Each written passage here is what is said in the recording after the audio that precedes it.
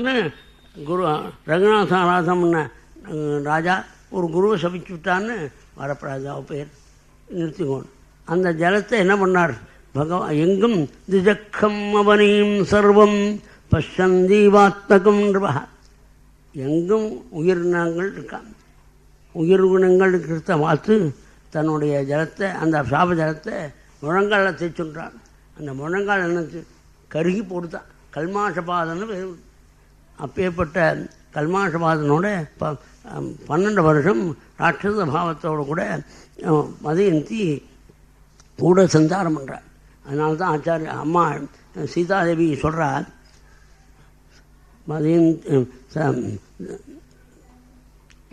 சௌதாசம் மதயந்தீவார். சௌதாசனை எப்படி மதயந்தி இருக்காளோ அந்த மாதிரி பிரபுராமன் எப்போ சொல்கிறாருன்னா, இந்த ராட்சசர்கள்லாம் ராஜ்யத்தை விட்டு ஏழையாக காட்டுக்கு வந்திருக்கிற ராமனை நாடி இருக்கிறியே அன்னு என்னமோ சொல்கிறாள். அந்த சமயத்தில் எங்கள் புக்ககத்தினுடைய பெருமை, மகாத்மாவான சௌதாசன் தன்னுடைய உரு மாறி ராட்சசனாக இருக்கும் பொழுது கூட போயின்றார். யாரே போகிறது அப்படின்னு எங்கள் பர்த்தா சொல்லுவாளா நினச்சி பார்க்கணும். தன்னுடைய பந்துவாக இருந்தாலும் புத்தி சரியில்லை கஷ்டமாக இருக்கான்னா அவர் யாரோ அப்படி லோகத்தில் தன்னுடைய பர்த்தான்னு சொல்லிட்டு 12 வருஷம் கூட. இந்த ராட்சச பாவத்தை என்ன கஷ்டம்? ராத்திரி கூத்து, ராத்திரி பூரா அட்டாசமும், அந்த அட்டகாசத்தை பொறுத்துக்கொண்டு கூட இருப்பாள் போனான் புண்ணியவதியான மதயந்தி. அப்படி 12 வருஷம் சஞ்சாரம் பண்ணும்போது சதிபதிகள் கூடியிருக்கிற காலத்தில் மகாத்மாவான சௌதாசும் தெரியாமல் ராட்சச பாவத்தை கரிக்காமல் தான் பர்த்தாவை. அப்போ பத்னி ரிஷி பத்னி சொல்கிறார், இப்போ அவரை வதம் பண்ண முடியாது, நீங்கள் இக்ஷ்வாகுமத்தில் பிறந்த ராஜா இல்லையா, மகான் இல்லையா அப்படின்னு காதலே வாங்க தன்னுடைய வேகத்தில் சாப்பிட்டான். ராட்சச பாவத்தை ஒன்றும் தெரியாது, அது நான் சாப்பிட்டேன். அப்போ ரிஷிபத்னி சாபம் கொடுத்தார், நான் உனக்கு உத்தமமான புத்தனை அடையணும்னு நினச்சிருக்கேன். அந்த சமயத்தில் பர்த்தாவை வதம் பண்ணதுனால உமக்கு கர்ப்பம் உயர்ப்ப முடியாக உம்முடைய பத்தினை பண்ணேன்னா அந்த சமயத்தை உமக்கு உயிர் பிரிக்கும்னு சாபம் கொடுத்தார். இது அவனுடைய நிலையில் தெரியாது. ஆனால் 12 வருஷம் முடிஞ்ச உடனே ராட்சச பாவம் நீங்கி பழையபடி ராஜாவாக இருக்கான். ராஜாவாக இருக்கிற போதும் பத்னியான இந்த மதயந்தி விஷயத்தை சொன்னார். அதனால் அந்த காரியத்தை விடுத்து முதல் ஆத்மகன்கிற பிள்ளை அடைந்தான். ஆத்மகனுடைய பிள்ளை மூலகன். மூலகன்கிற ராஜாவாக இருக்கும்போது அவனுடைய உயிருக்கு ஆபத்து வரும்னு நினச்சி பரசுராமுக்கு பயந்து கல்யாணம் பண்ணுறான். கல்யாணம் பண்ணால் அந்த கல்யாண தீட்சையில் இருக்கும்போது வதம் பண்ண மாட்டார் பரசுராமர். அதனால் கல்யாணம் பண்ணு 360 நாளும் ஏதாவது கல்யாணம் பண்ணிட்டு காரியம் பண்ணிருப்பேன். அதனால் மூலகன் நாரி கவசம் பெண்களை கவசமாக வச்சிருந்து தன்னை கவசம் நாரி கவசம் போயிடும். அதுக்கு ஒரு கட்வாங்கர்னு அந்த வம்சத்தில் ராஜா.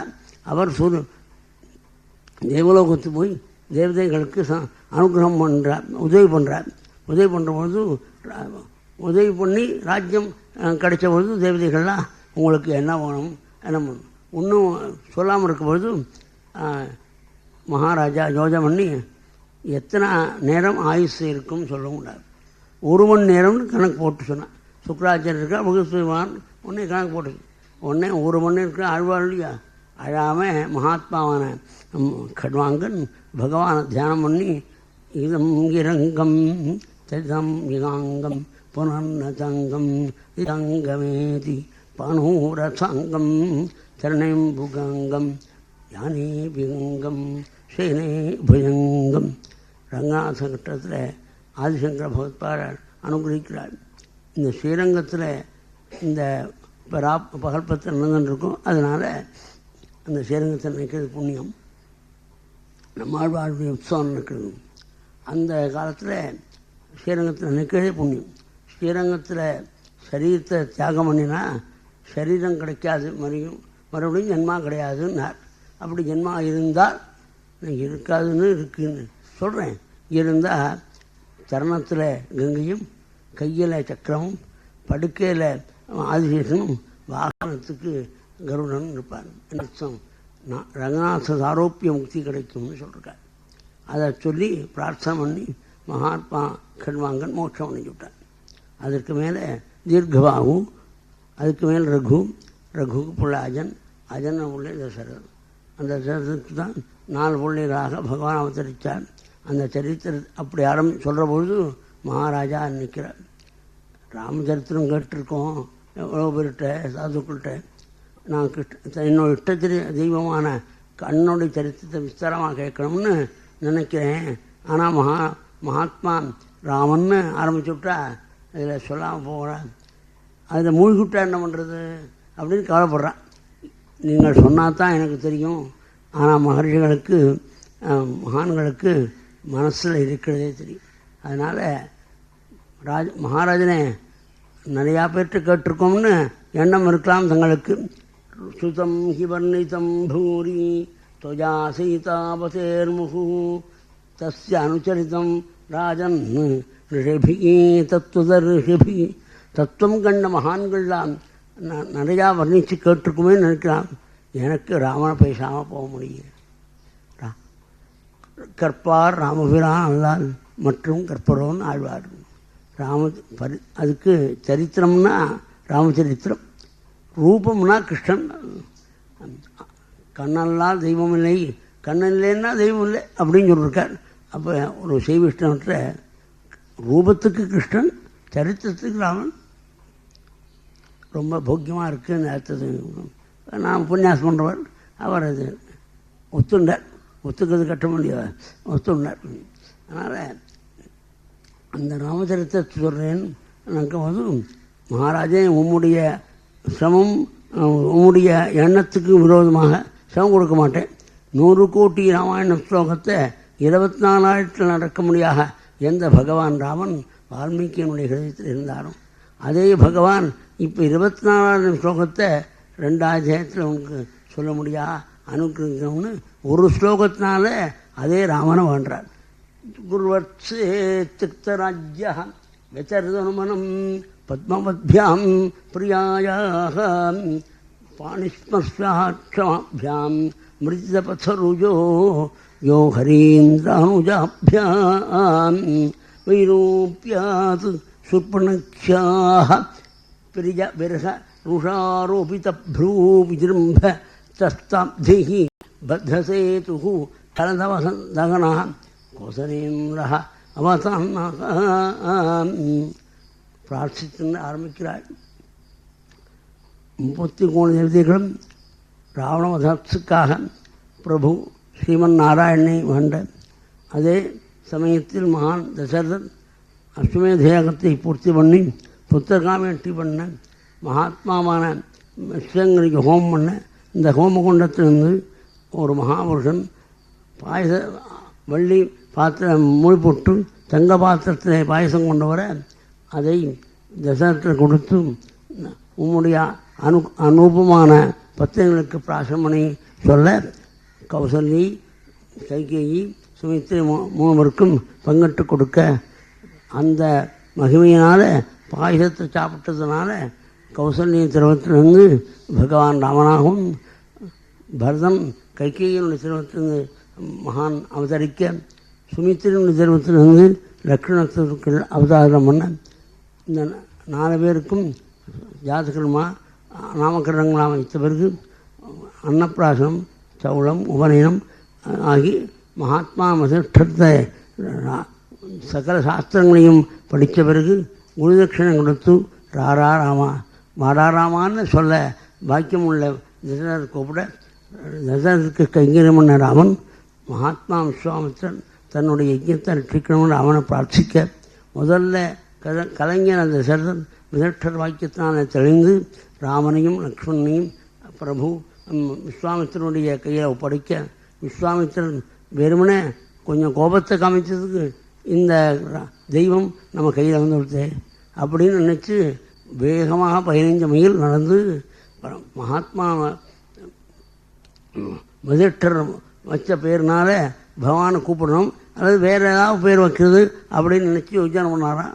ராமாங்கிற பதத்துக்கு தான் உனக்கு பொருந்தும்னு திரும்பி பார்த்து ராமேதி மதுராம் வாணீம் விஸ்வாமித்ரோபியபாடத ராமான் அழைத்து ஆச்சாரணம்னு சொல்லி பலாதி பலவேந்த மந்திரத்தை அவசியம் பண்ணி அர்ச்சனை வரும்பொழுது காமாஷ்டமத்தில் மன்மதன் எரிஞ்சு போன இடம்.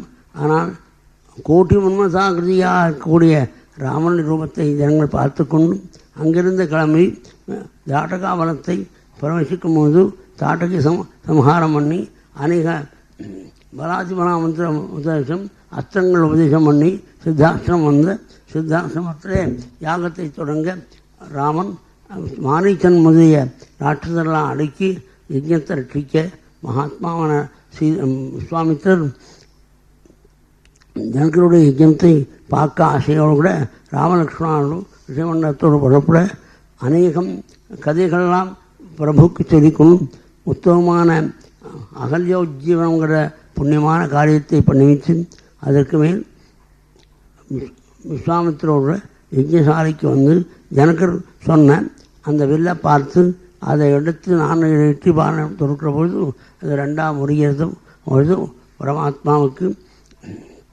பாகம் பண்ணி கொடுக்கணும்னு ஆசையோடு கூட ஜனகர் வர மகாத்மா ராமன் முடியாதுன்னு சொல்கிற பொழுது அப்பாவோட அபிப்பிராயம் தெரியாமல் இருக்க மாட்டேன்னு சொன்ன பொழுது மகாத்மாவான ராமனுடைய வார்த்தையினாலே ஜனக மகாராஜன் அயோத்திக்கு சொல்லி அனுப்பிச்சு தசரதர் பந்து வர்க்கத்தோடும் ஆச்சாரிய வர்க்கத்தோடும் வர பொழுது ரெண்டு பக்கம் அந்த வம்சாவளியை சொன்ன பிறகு மகாத்மாவான ராமனுக்கு சீதாதேவியும் லக்ஷ்மணுக்கு உர்மனாதேவியும் பரதனுக்கு மாண்டவியும் சுதகீர்த்தி சத்துருக்கனுக்கும் கொடுத்து 4 பேரும் விவாகமாய் பிரகாசிக்கிற பொழுது மகாத்மான விஸ்வாமித்திரர் இந்த கல்யாண திருக்கோலத்தை மனசை விட்டு போகாமல் அது எப்போதும் இருக்கணும்னு ஏகாந்தமான ஹிமாச்சலத்தில் போய் இருக்கணும்னு போயிட்டார். அதற்கு மேலே பரமாத்மா வரும்போது பரசுராமனுடைய வீரியத்தை தன்னுடைய வீரியத்தை மகாத்மா ராமனாக நாராயணன் அவதரித்த போது அவனிடத்தில் ஒப்படைச்சுட்டார். அதற்கு மேலே அயோத்திக்கு வந்து காந்தயா காந்தமூர்த்தே லோகமாதாவான சீதாதேவியோட லக்ஷ்மி நாராயணனுடைய அவதாரமான ராமன் லக்ஷ்மியோடு பிரகாசிக்கிறாமல் சீதாலக்ஷ்மியோடு பிரகாசிக்க இதனை தீரை பரதன் சத்தகுணோடு கைதேசம் வர மகாத்மாவான் ராமனுக்கு பட்டாபிஷேகத்துக்கு சங்கல்பிக்கிற காலத்தை ஜனங்கள்லாம் சந்தோஷத்தை தெரிவிக்க, ஆனால் கைகேயி கூனியுடைய வாக்கினாலே கலைக்கப்பட்டு ராமனை காட்டுக்கு போகணும்னும் பரதனுக்கு ராஜ்யம் சொல்லும்பொழுது பிரபுராமன் தன்னுடைய மறுபடியும் எடுத்துக்கொண்டு சீதா சமேதனாய் லக்ஷ்மண சவிதனாய் புறப்பட்ட காலத்தில் பட்டணத்தினங்கள்லாம் கூட வர அவளை கட்டப்படாமல் இருக்கணும்னு அந்த தூங்குகிற காலத்தில் அவளை ஏமாற்றி விட்டு மேலே போக குகனை பார்த்து குகனால் சத்கரிக்கப்பட்டு உத்தமமான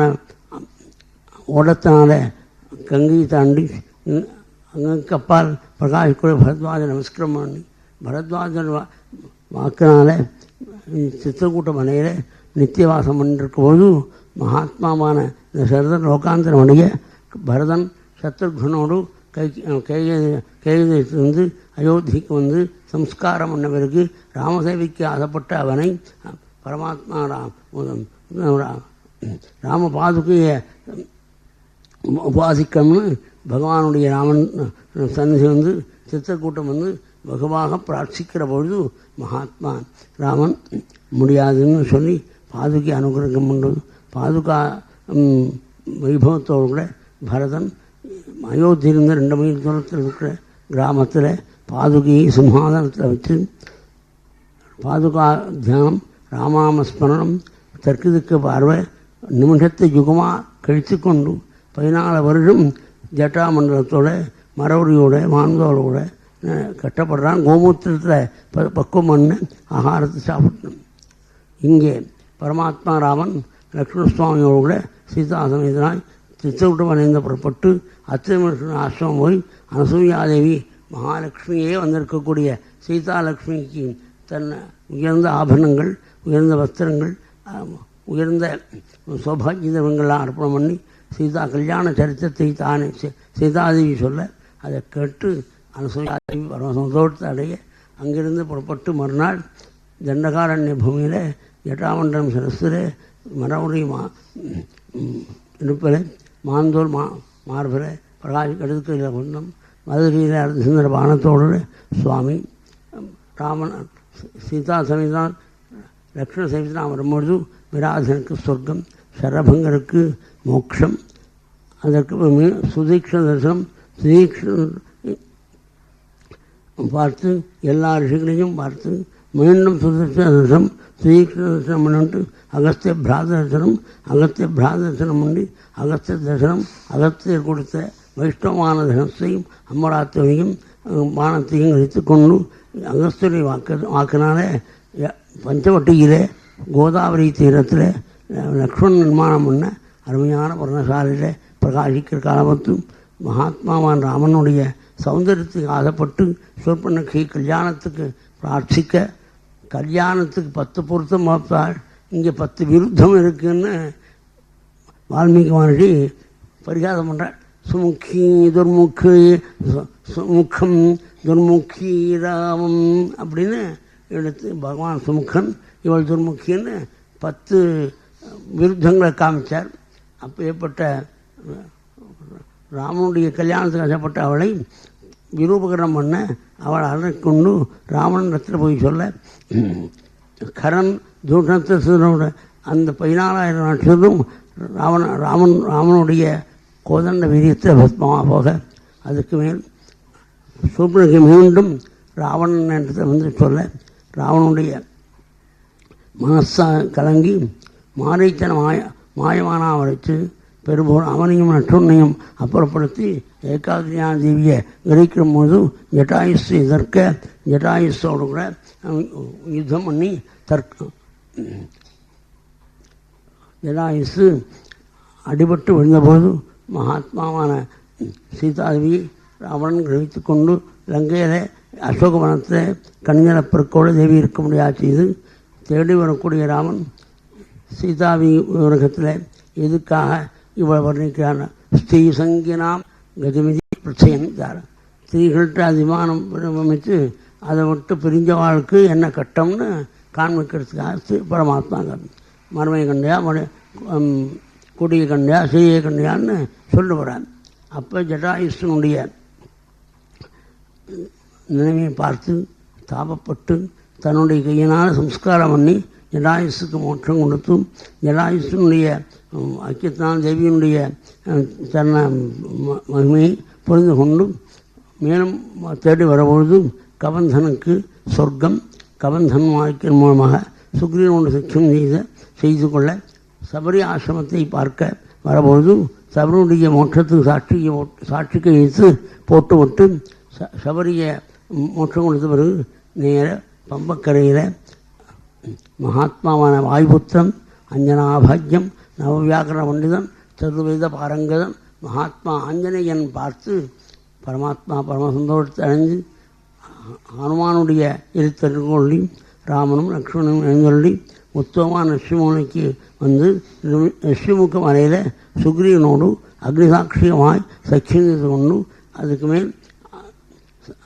துன்பியினுடைய உடலை எரிஞ்சு தன்னுடைய வானத்தினுடைய பிரயோகத்தினால 7 சால விருட்சங்களை பயிர்த்து அதுக்கு மேல் வாலியை அழைக்க முடியாது செய்து வாலியை ஒரே பானத்தினால் நிகிரம் பண்ணி சுக்ரீவனுக்கு ராஜ்யத்தை கொடுத்தும் பத்னிநாபத்தோடு பெருமையோடு இருக்க தான்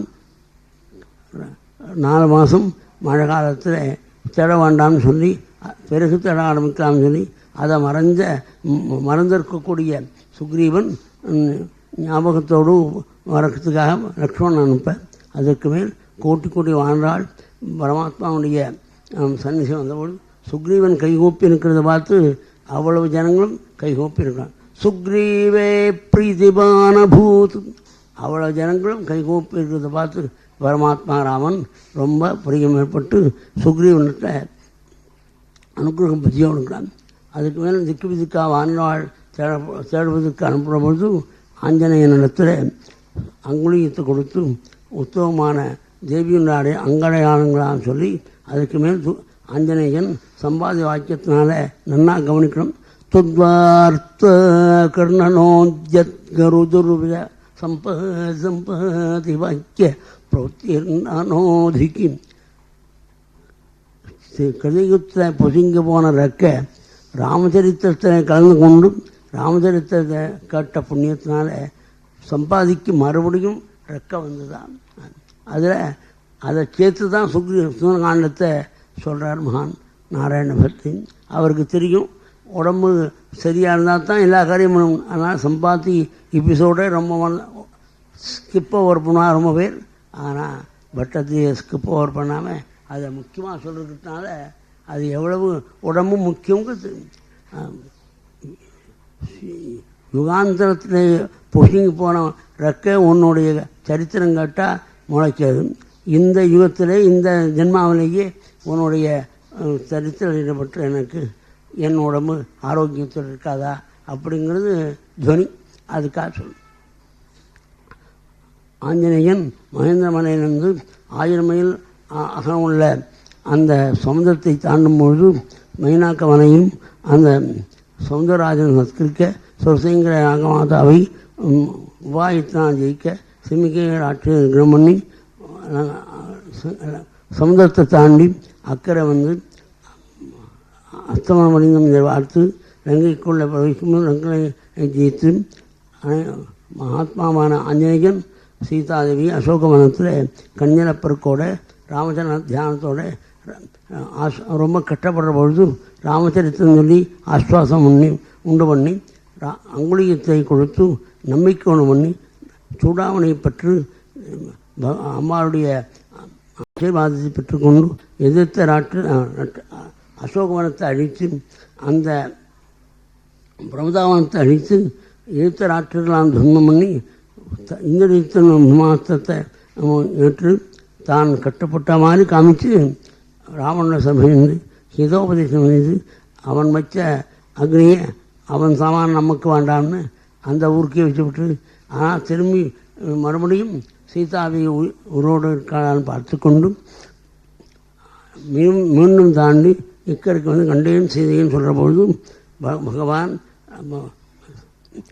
கிருஷ்ணகிரியிலேருந்து நாங்கள் சமுதிரக்கரைக்கு வர சமுதிரக்கரைக்கு ராமன் வந்தபொழுது விபீஷன் அபயத்துக்காக பகவானிடத்தில் வர சனாகத விபீஷனுக்கு அபயம் கொடுத்து விபீஷன் வாக்கியத்தினால சமுதிரராஜனை குறித்து தபஸ் வந்து அவன் வராத போதும் சமுதிரராஜனை சிருஷ்டிக்கிறது சுவாமி நினைக்கிற பொழுது சமுதிரராஜன் காலில் விழ சமுதிரத்தை கட்டி அக்கறை சென்று ராமநாதனை சம்ஹாரம் பண்ணி அக்னிவர்ஷுத்தியான தேவியை கழித்து கொண்டு கோட்டுக்கொடிய வானகண்டனோட பகவானுடைய நடந்த சரித்திரத்தை தேவிக்கு சொல்லிக்கொண்டு மகாத்மாவான பிரபுராமன் பரதாசிரமம் வந்து அங்கே அவரோட விருந்தை பெற்றுக்கொண்டு அயோத்திக்கு ஆஞ்சநேய மூலமாக சமாச்சாரம் சொல்லி அதற்கு மேல் பரமாத்மா பரதாசிரமம் வந்து பரதாசிரமத்தில் பரதாதிகளோட சேமமாக தன்னுடைய ஜட்டாபிஷேகம் பண்ணி திவ்யாலங்கார பூஜனாக இருக்கக்கூடிய பகவான் மகாரசத்தை கொண்டு வர பரதன் நடத்த அந்த ரதத்தில் எழுந்தள்ளி உத்தமமான அயோத்தியில் பிரவேசிக்கும் போது எல்லாரும் சந்தோஷப்படுவதும் அயோத்தியில் மகான்கள்லாம் தீர்த்தத்தை கொண்டு வர அந்த தீர்த்தத்தை கொண்டு மகாத்மா ராமனுக்கு பட்டாபிஷேகத்தை பண்ண அந்த பட்டாபிஷேகத்தில் இருக்கக்கூடிய சீதாவையும் ராமனும் பிரகாசிக்கூடிய வைபவத்தை கண்கொண்ட பார்க்கிறார் மகான்கள்.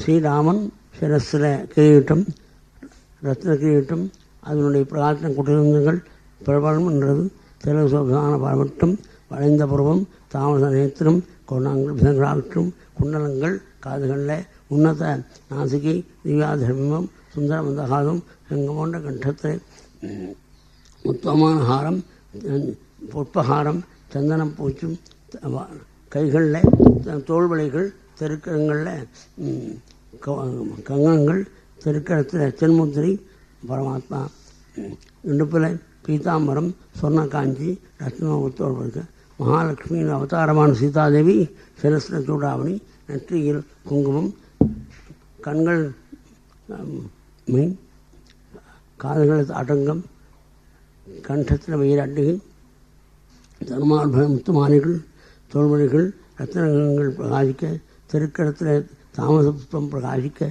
இடுப்பில் பட்டாடின் மேல் உத்தியானம் பாதங்கள் ரத்னோமத்தோடு இருக்கக்கூடிய ராமன் பார்த்த அவர்கள் பிரபு இந்த அழகை பார்த்த எங்களுக்கு நீ என்னதான் கொடுக்குற அப்பிரத்தன்னா துவயா இன்னும் பகவன்னு புவனேஸ்வரன் நீ கொடுக்காத எதுவும் இல்லை அதனால் இந்த யாகத்தை பண்ணி பகவான் எல்லாத்தையும் மேல்வித்துக்களை கூடும்போதும் உன்னுடைய வட்டாவட்டி கோலத்தில் உன்னை பார்த்த பிறகு எங்களுக்கு வராத இது அப்பிரத்தன்ன துவயாக்குன்னு பகவன் புவனேஸ்வரன் எல்லாம் கொடுத்தேன்னு மகாலட்சுமி அவதாரமான தேவியினுடைய திவ்ய கண்டத்தில் சௌமங்கல்யாவசேஷிதா சௌமங்கல்யம்னா மாங்கல்ய சூத்திரம் இந்த சரளை தான் பாக்கியிருக்கான் பாக்கி எல்லா ஆபரணங்களையும் அந்த வேதத்துக்கு கொடுத்தோம் அதை வாங்கின மகர்ஷிகள் தேவதைகள் மகர்ஷிகள்லாம் திருப்பி கொடுத்தாள் பகவானுக்கு அதுக்கு மேல் பகவான் கடுமையான வார்த்தை ஒரு அதத்தை சொல்ல லோகாபாவத்துக்கு வந்து தேவியை தியாகம் பண்ண பூர்ண கர்ப்பிணியான அம்மாள் வால்மீகியுடைய ஆசிரமத்தில் பிரகாசிக்க உகந்த காலத்தில் குசல வாழ்ந்து 2 பேரை பெற்றெடுத்து மகரிடத்தில் ஒப்படைத்து தன்னுடைய ரூபத்தை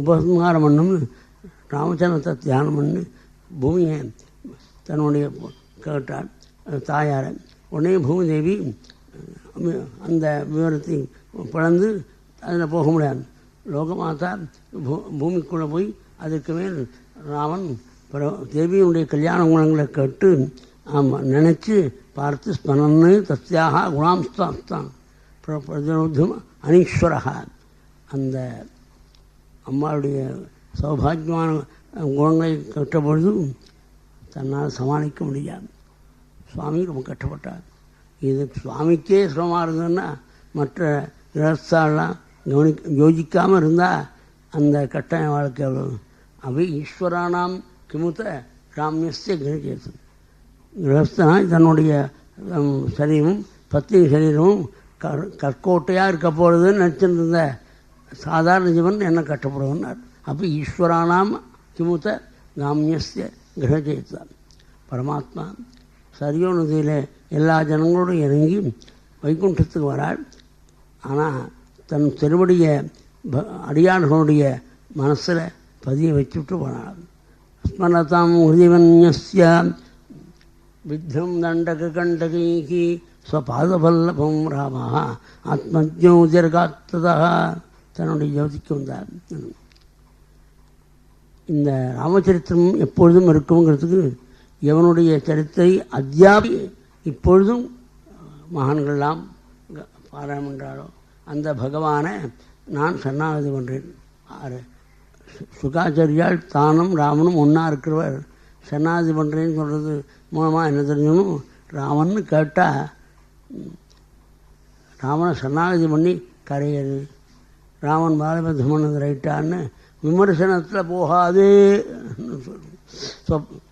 யஸ்யாமலம் நிருபசஸ்து யசோதுனாபி காயந்தி அகக்னமுஷயः தீபேந்திரபட்டம் நந்தம் நாகபால வசுபால கிரீசுஷ்ட பாதாம்புஜம் ரகுவதிம் சரணம் பிரபந்தி. ராமச்சரித்திரம் கேட்டார் ஒருத்தர் அப்படிங்க நெஞ்சல ஈரம் வருமா. ஆண்டு சம்சியம் பரோ ராமஹா பரோ தர்மஹா தொத்தையே மயாஸ்ருதகான்னு தேவி சொல்கிறாள். ராமனிடத்தில் ஆண்டு சம்சியா இறக்கம் பூததைய அதை நான் கேட்டேன். உன்னிட்ட தான் கேட்டேன், எங்கள் அப்பாவான ஜனகர் சொல்லலை, எங்கள் அப்பாவுடைய குருவான ஞாஞ்சவர்கிட்ட நான் கேட்கல. அதை அவர் பிரிஞ்ஞானி தான், அவரெல்லாம் சொல்ல. ஆண்டு சம்சியம் பரோ தர்மஹா தொத்தையே மயாஸ்ருதா இறக்கம் காட்டுறதுன்னு உயர்ந்த தர்மம் அப்படின்னு உன்னிட்ட தான் கேட்டேன். அதனால் ராமச்சரித்திரம் கேட்டவா நெஞ்சல ஈரமத்தோடு இருந்தால் தான் அதுக்கு பலம். நெஞ்சல ஈரம் இல்லைன்னா ராமாயணத்தை எழுத்த படிக்கிறான் அவனா. புருஷோ ராமச்சரிதம் ஸ்ரவணீருபதாரஜன் அனுசம்ஸ்யபரோ ராஜன் கர்மபந்தே நிம்ம மகாராஜன் யாகத்தை தொடங்கினார் மகாத்மா வசிஷ்டாச்சாரியர். ஆரம்பித்து வச்சுட்டு இந்திர யாகத்துக்கு போய்ட்டு வரேன்னார். வாயுமூன்று இருந்தார் மகாராஜா. இந்திரனுக்கு யாகம் பண்ணி வைக்கிறதுக்காக போயிட்டார். அந்த சமயத்தில் மகாராஜன் நாம் இருக்கிற நாளைக்கு நிச்சயமாக தொடர்ந்து இந்த யாகத்தை பண்ணார். அப்போ வந்துவிட்டார் வசிஷ்டர். இப்படி என்ன மதிக்காமல் நீ யாகம் பூர்த்தி பண்ண ஆரம்பிச்சியா, உன் சரீரம் கீழே விட்டோம்னார். அவர் லோபாது தர்மம் அஜான், பேராசையினால